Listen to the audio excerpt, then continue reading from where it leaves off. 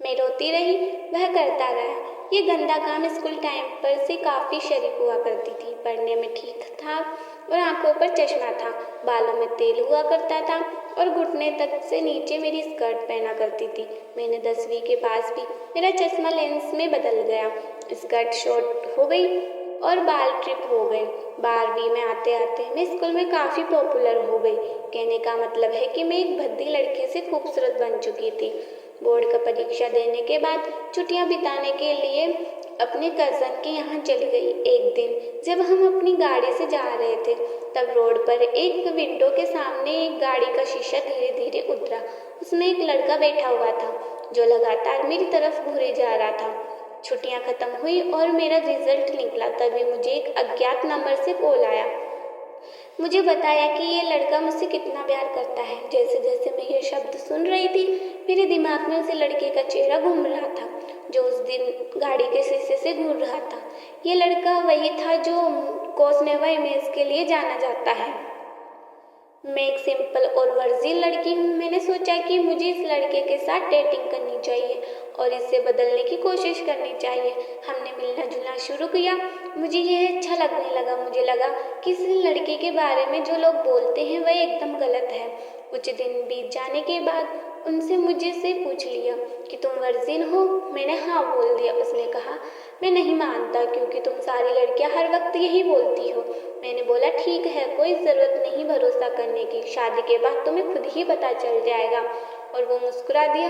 कुछ दिनों के बाद उसका कॉल आया क्योंकि दूसरे दिन वैलेंटाइन डे था और वह पूरा दिन मेरे साथ ही बिताना चाहता था। वह इतना ज़्यादा एक्साइटेड था कि इस बात से मुझे पूरी रात नींद नहीं आई। अगली सुबह मैं अच्छी तरह से तैयार हुई, हाथों में कार्ड लिए मैं उसी रोड पर खड़ी थी जहाँ हमने पहली बार एक दूसरे को देखा था।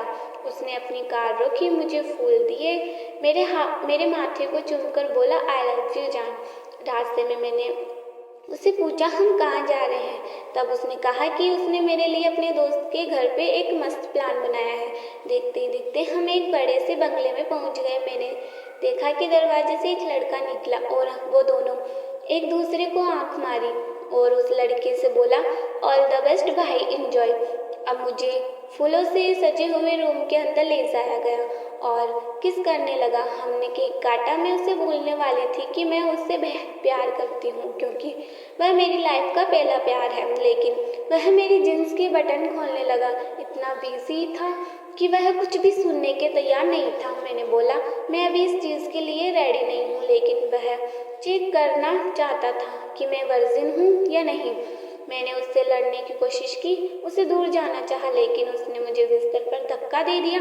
मैं बिस्तर के किनारे पर पड़ी थी और उसने मुझसे वहीं पर वो सब किया। मैं रो रही थी और छोड़ने की जिद कर रही थी, लेकिन वह एक भी नहीं सुन रहा था। जब उसने वो सब करना बंद किया तब उसने कहा बहुत खूब, तुम सचमुच कुंवारी हो। मैं उठी और इतना रोई कि मेरी आंखों पर लगा मेकअप पूरी तरह से फैल गया। उस दिन मैंने अपनी मासूमियत खो दी थी।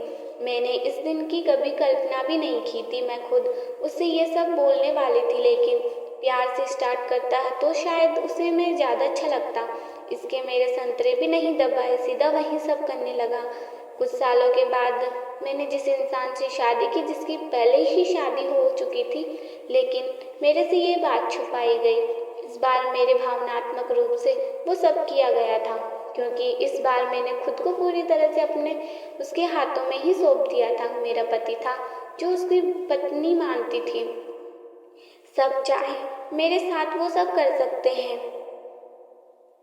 मेरी इच्छा नहीं होगी तब भी मैं उनकी इच्छा पूरी करूंगी। मैं अभी ये भी सोचती रही कि आखिर मेरी गलती क्या थी। मैंने सब कुछ अपने प्यार को दे दिया और फिर मैं भी पूरा साथ देने लगी। मैं गलत नहीं थी।